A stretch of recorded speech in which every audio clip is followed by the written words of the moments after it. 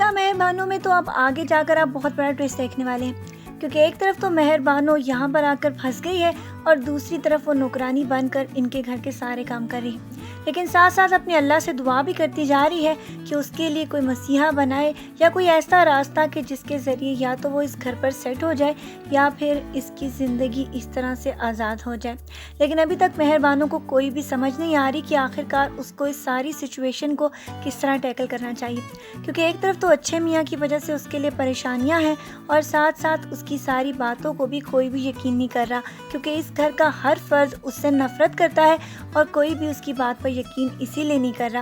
جبکہ مہر بانو کے لیے آہستہ آہستہ زندگی بہت زیادہ مشکل ہوتی جا رہی ہے، کیونکہ اچھے میاں نے تو یہ فیصلہ کر لیا ہے کہ وہ اب مہر بانو سے اپنا بدلہ لے گا، کیونکہ ایک تھپڑ کے بعد تو وہ اپنی زندگی میں اتنی ساری انسلٹ برداشت کرنے کا حوصلہ ہی نہیں رکھتا، کیونکہ آج تک کسی نے اس کو اس طرح بات کرنے کی کوشش ہی نہیں کی۔ لیکن اس سارے گھر میں ان پرایوں کے درمیان اس کا اپنا سگا بھی ہے، اس کے بھائی کا بیٹا ایاز۔ ابھی تک تو وہ اپنی نانوں کی پڑھائی ہوئی باتوں کی وجہ سے مہر بانو سے بہت نفرت کرتا ہے، لیکن آہستہ آہستہ اس کو اس بات کا احساس ہوتا چلا جائے گا کہ اس گھر میں اس کے ساتھ زیادتیوں کا انتہا ہو رہی ہے، کیونکہ ایک طرف تو اچھے میاں اس کے پیچھے ہاتھ دھو کر پڑ چکا ہے اور دوسری طرف اس کا ماموں اس کو اپنی محبت اور اپنی توجہ کا محور ہی نہیں بنا رہا۔ اسی لیے آہستہ آہستہ آپ دیکھتے چلے جائیں گے کہ آگے جا کر مراد علی بھی یہ کوشش کرے گا کہ کسی طرح مہر بانو کے ساتھ روابط بڑھائے، کیونکہ اس کی پہلی بیوی یہی ہے اور دوسری بیوی سے ابھی تک کوئی بچہ بھی نہیں۔ لیکن مراد علی کی دوسری بیوی تو کبھی بھی یہ نہیں چاہے گی کہ وہ مہر بانو کے ساتھ کسی بھی قسم کا تعلق رکھے۔ مہر بانو کو تو آگے مراد علی سے نفرت ہوتی چلی جا رہی ہے، کیونکہ جو کچھ بھی اس نے اس کے ساتھ اپنے گھر میں کہا تھا اور اب جو کچھ اس کے سامنے آ چکا ہے، اس کے بعد تو وہ اس کے ساتھ بات کرنے کی کوشش بھی نہیں کرتی اور اس کو پرایا سمجھتی ہے۔ حتیٰ کہ اس کی بیوی تو بہت زیادہ اس کے لیے اذیتوں کا پہاڑ کھڑا کرنے والی ہے، کیونکہ وہ یہ سمجھتی ہے کہ اس کے پاس تو بچے نہیں، اگر مراد علی نے اس سے روابط پیدا کر لی اور اس سے گھر پہ کوئی اولاد ہو گئی تو شاید وہ اسی کو اپنے گھر پر اپنی بیوی بنا کر رکھے۔ اسی لیے اس کی سازشوں کے خطرناک جال آپ کو نیکسٹ ایپیسوڈز میں نظر آئیں گے۔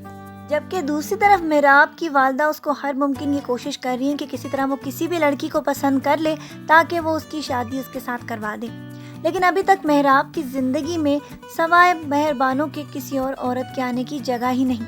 یہی بات تو آگے جا کر نور بھی اس کو سمجھائے گی اور کوشش کرے گی کہ کسی طرح میراب بھی اس بات کے اوپر آ جائے کہ وہ اس کی خالہ کو بھلا دے،